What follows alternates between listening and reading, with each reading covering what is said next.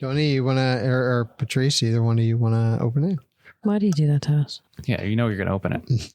Well, we just half recorded a season 3 ending, and they told me that we should stop doing the ending the way I do it. So I didn't know if that included the beginning. In season 4. Come on. Okay. You don't need to be pouty right now. Or Christine.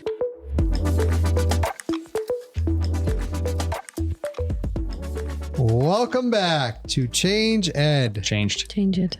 The number 1 rated all-time reigning champion podcast in education. I am one of your 3 adored hosts, Andrew Kuhn, education consultant from Montgomery County Intermediate Unit. And here with me is Patrice Semitek, also out of the Montgomery County Intermediate Unit. And Tony Marabito from Carbon Lehigh Intermediate Unit. We are titleless today. Yeah. Wow, great job. Thank you for the memo and for keeping me in the loop on that. I don't think you've caught on yet. Tony and I are revolting and starting our own thing. We are here with one of my favorite professors from Shippensburg University, who is also a world traveler. We have Dr. Christine Royce here with us on the show today. Welcome, Christine. Yay. Thank you. Thank you for having me. Yeah, thank you. Do you mind introducing yourself a little more formally than I did so that the Change Ed Nation knows who's on today's podcast? Sure. So I'm Christine Royce. I'm a faculty member at Shippensburg University in Pennsylvania, where I teach future teachers. I joke about I teach them all the classes that they don't want: assessment, research, methods, science. But I also work with the STEM program that we have at Shippensburg, and also work with opportunities for teachers across the nation with education. Sounds like a very fun job. Yeah, that sounds amazing. I want to hear about these world travels. I just got back from Egypt. It was a great opportunity, and it was cut way too short, but I'm back. Oh, that sounds amazing. What did you do in Egypt? So in Egypt, I had a Fulbright Scholarship to work with a university there, very similar to what I do here, teach future STEM teachers there at Ain Shams University in Cairo, and also work with the Fulbright program and interact with faculty members at the university. That sounds like a ton of fun. Now I need to know more about this. So what is the biggest difference that you saw? America, Cairo, what was your take? Culturally, I think one of the big differences is their day starts very late at night, like 9 o'clock at night. That's when people start to go out. Oh. It's a different cadence, if you will, on the street. Food-wise, they obviously have their own food that you would eat, but you could find pretty much anything, like any major city. And educationally, I think the major difference is the students I had go to school specifically to be STEM teachers. So they'll have a subject they'll teach, but they focus on STEM. That's cool. That's really cool. Is their program as intense as ours, or as long, or more intense? It's a 4-year program. Okay. Very similar to what ours is. They take specific education classes throughout it. So I was teaching a technology class. I was teaching introduction to STEM class. They also take content classes. So they will be focusing in one area, math or biology or chemistry. And then they have their what we call gen eds. They have those types of classes as well. Are these teachers more for high school level, or what they would consider a high school level? I would say it's for our 7th to 12th grade. So it's a similar structure. They call it secondary school there. So it would be the equivalent of our 7th to 12th grade. You know, when you introduced yourself and you said you teach the classes that students don't want to take, what I thought was interesting about that is that the importance and the relevance of those classes are so much more significant when you're in the field, when you're doing the work. And then it's like a hindsight, like, wow, I really wish I had listened to Dr. Royce, or what did Dr. Royce say? Especially with assessment, that's a very big, heavy request that we receive a lot right now, especially with Steels and the transition that we've made. And it's an ongoing conversation, but also I think for our educators, they're in a spot where they're like, I need to know now so that I can implement this correctly. What does that look like? And that sounds like it's a little bit different from when you're coming into it from a college standpoint and you're looking at the whole picture. And then I think you're able to kind of narrow your view because as an experienced teacher, you've got a lot of those things under what's the word I'm looking for, Tony? You're so smart. I don't know where you're going. Like normal. Yep. Any idea what word I could use there? Sure. I don't know where you were going. Okay. I'm going to rephrase. So helpful as always. You have a lot of the peripheral parts under control. Now you're dialed into the parts that are so important, which it sounds like is a lot of what you do work in, and those really important parts. You're at least giving them the foundation. Were you getting the same vibe from your students in Egypt, that they were kind of like less interested in those parts, or were they maybe interested in a different way? I think the word foundation is a good way to describe that. I think that in college as an undergraduate, no matter if it's here in the US or in Egypt, they're getting the foundational skills associated with what they need. I think then as they become teachers, they start to actually focus more on how do I take those skills and make it my own. So if I looked at building a wall, the foundation is it's a wall, but now am I going to use bricks? Am I going to use flagstone? In Egypt, I think the students were the same.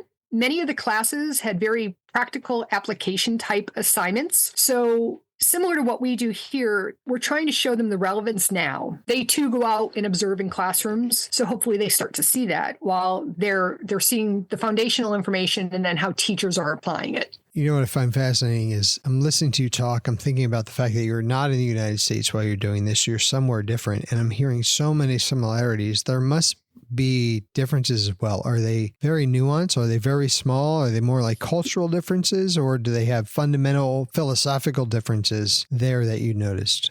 This particular program is largely aligned with STEM education internationally. It was supported. There's different universities in Egypt. There's different universities in other parts of the world that worked on designing what STEM education looks like. I think the differences really came down to how the class is taught. Here in the US, we have a lot of different manipulatives, and the students immediately pull out their laptops, and we do a lot of things that are online. And there, while they might have a laptop per table for a station, they're using their phones. The university I was at actually doesn't provide global access to Wi-Fi for students on campus. So they're connecting via their phones. They're asking questions after talking among their groups. And part of the difference is they're learning their STEM subjects in English, even though that's not their native language. Oh, wow. Because English is how STEM subjects are taught in secondary schools there. Yeah. Why is it taught in English? My understanding, and it's not just Egypt. I've worked in the Emirates. I've worked in Qatar as well. Mm-hmm. English is really the language of the STEM fields, largely. And so I think what happens is they expect it to be a second language for the students in case they're doing something else for graduate work or in case they're pursuing some kind of scientific study, because they're need that language. That makes sense. That's so much harder though. Like, first of all, English is a hard language to learn. And second of all, like the translation in your head, that's hard. Unless they've been working on English for a while. They might have been. I don't know the culture as much as I should. They do start learning English earlier in school, although it's taught as like a subject, a standalone subject. Got it. Is STEM a highly desirable kind of field of study for these students, or is it hard to get into, or how do they get started? I think it's a targeted field. Okay. The institutions focus on it, and they designed all of their coursework around what's called the grand challenges of Egypt. So the practical application. If teachers are trained in STEM, they can then better prepare students in STEM thinking, which will then ultimately help Egypt solve many of their grand challenges that they have, is how they approach it. Wow. That's pretty cool. Imagine that, career applications. Real life, real world. Absolutely. Yeah. I'm sure your classes have some of that in it too, but do you think that they do a better job of bringing their STEM fields up to speed because they're doing so much immersive work? Or is I it just think the fact that their classes are actually STEM focused is huge. Is one of the benefits. Yeah. I teach science methods. I teach math methods. Mm-hmm. I may have students in both science methods and math methods, but they're separate approaches. Mm-hmm. In these classes, they're learning how they're connected to begin with as well. Which is huge because nothing's really done in isolation. You're right. If you could bring back one aspect of the way that students either learn or behave or the way it's taught, bring it back to Shippensburg, what would you bring back? I think the one thing that surprised me most, and I'm not saying my students aren't dedicated, they are very dedicated, but just the fact that education is what they're doing at this point, and they significantly value anything they can get in the educational process. Mm-hmm. And I'll give you a quick example. I was there during Ramadan. They actually shorten their class times as part of Ramadan because of when they fast and when they don't fast. Yeah. And the first week, my co-teacher that I was working with looked at the class and said, we will have class on Wednesday night. And I just kind of sat there like, okay, they rescheduled class. And I said to her later, I said, oh, do you reschedule classes? And she says, no, I'm just not simply done with the content. So we will have an extra class. Wow. And my first thought was, I'd be called to the dean's office long before I got back to my office in the US. Yeah, you would. And there, they all showed up. And she would randomly ask them questions as part of this, and they would answer. So they were participating, because I think they really look at the education is something that they're provided that's of value to them. Yeah. Okay, so what would be the reverse of Tony's question? What would you take from here to there? From here to there, I think I would take some of the strategies over. While they know the strategies, we have a lot more materials to demonstrate the strategies there, if that makes sense. That does make a lot of sense. So the resources that would allow them to actually conduct more of the activities in class or the strategies in class would be something. We're very fortunate in the US that we have lots of materials in class. We have a lot of consumable materials. And I think that's one thing that is very different. And when things were brought into class, even if they were simple sticky notes, to have them do a bar chart, it gets them up. It gets them more active. Yeah. Yeah. It's interesting being, in the States, and a lot of our young people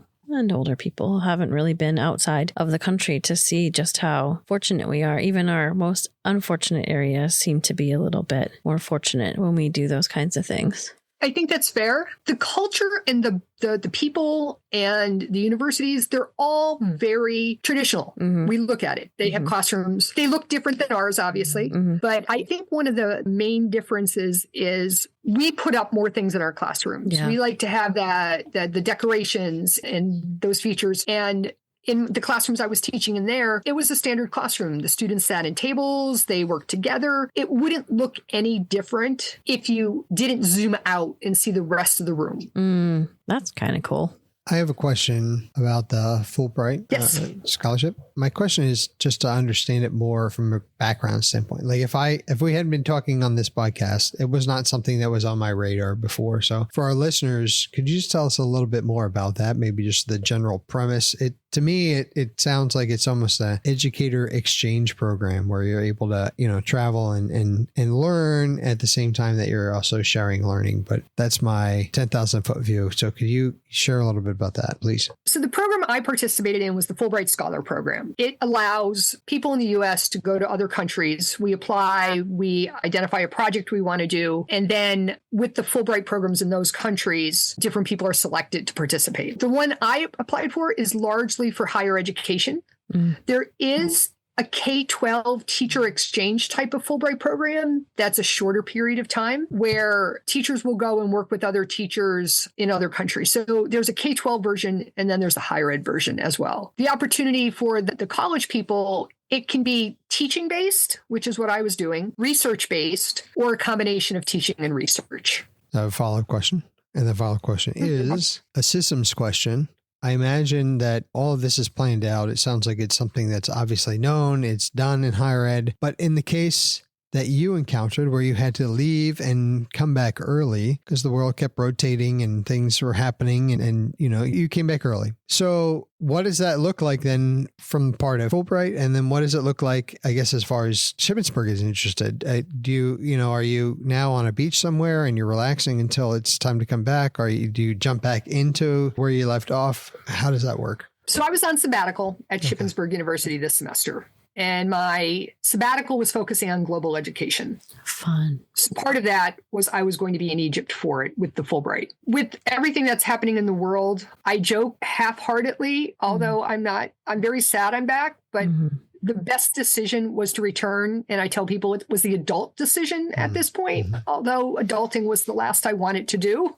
Yeah, I bet. So I would have to reapply for a different Fulbright if I wanted to do that again, because they're in the process of selecting the ones for next year. This was really a year-long process of selection. And then I was going in one semester. So I knew in August of 25 that I would be there this spring. So it's ultimately a 2-year process. So I could apply again. I do know that I will go back and visit my students and visit my colleagues and see more of Egypt again, whether it's a Fulbright or not. But I'm still on sabbatical. I'm still doing my global studies. I'm not on a beach anywhere.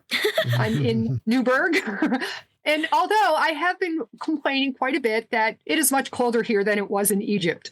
So that is what I've been picking. Every time somebody says, well, I'm like, Egypt was warmer. So Dr. Royce, you piqued my interest now because this would be something I would love to do. I had to read The Smartest Kids in the World and Where They Come From book for one of my education classes along the way. And I just thought that was so neat how the different countries around the world just treat teacher prep courses and the way that that's run. So I think this would be an unbelievable opportunity, especially for the K-12 world, because we're never allowed to leave our silos of our classroom. So I think this is definitely something that we should look into. Mm-hmm. I would encourage anyone to actually try and seek out those opportunities. Anytime you can get out of your own classroom or your district, you learn more about not only where you're going, but about yourself. Totally agree. I think you learn more about yourself than you do about where you're going. It's a pretty eye-opening experience to be somewhere where you're not comfortable. And the reality is for all educators that you don't have to go to Egypt to be able to change your perspective. It could just be another classroom within your same school. It could be a neighboring school. It could be a neighboring district. Any of those things will change your perspective. And sometimes local is actually better. Depends on what you're looking for, right? Kind of if you're going for more of a global perspective, you want to get into that global space. If you're looking for more local or intentional drive, then you want to stay a little closer to home. But I think the takeaway for me is that anything is better than just getting locked into the same space. You want to be able to have perspective because it allows you to make more informed decisions and even have a better idea of what's happening within education. Because a lot of students, a lot of educators will go to school. They will intentionally learn all of these techniques and have Dr. Royce for all of those fun, exciting classes. And then they're in their own classroom and they're just doing it. Unless you intentionally design a way to continue to have that perspective, you can almost get locked into, for any of your students that have you now, 2026 perspective and thought process and philosophies on education. But if they're still in education in 2066, things might have changed a little bit. So if you're not out there doing it on your own, I think that's the value that you're bringing in that idea and that concept, because suddenly it went from you're in education, we're giving you all of this is what you say you want to do, and then now you're like a lighthouse on your own, right? You're the one who's now providing the beacon of light, not walking towards the beacon of light.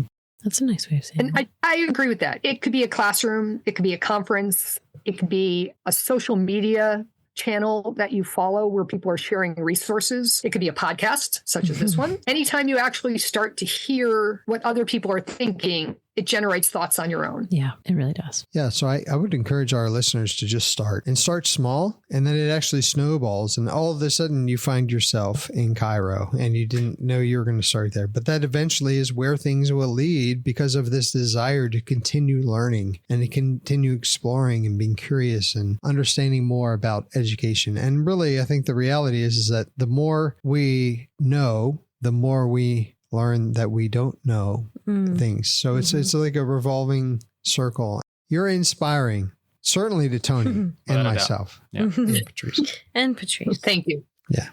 I can tell you this, Dr. Royce. Before we started, we took a vote, and 2 of the 3 hosts think that we should get rid of the second to last final thought For the next season. Yeah. So since we're still in season 3, we're still in season 3 and we have no official data. We would love for you to give us a second to last final thought. It could be an inspiration. It could be philosophical from your experience, or just looking forward at what you see in education. But we would love to hear a second to last final thought from you.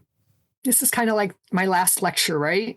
Oh, no, that's wrong. I think my second to last I thought would be take the opportunity to explore the world we have, because the world we have today is not the world our students will enter tomorrow.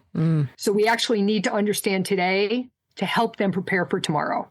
That was really good. Andrew, beat that now. See, this is why we said not the final thought, because they always have better thoughts. They always have better thoughts. Yeah. I mean, I would start off by saying ditto. It's exactly what I was thinking. And I think for our listeners, I would say that you get what you're looking for. And if you're not looking for anything, you're going to find just that. So we need to always have our eyes, as you said, on the horizon, looking at what's next, but not just from a standpoint of where we're guessing what that is, where we're actually getting ourselves out of our own comfort zone to model that for our students, how they can continue to grow and learn, as well as all the other great things that you said. And I wrap that all up, and that's the final thought. Oh, okay. Well done.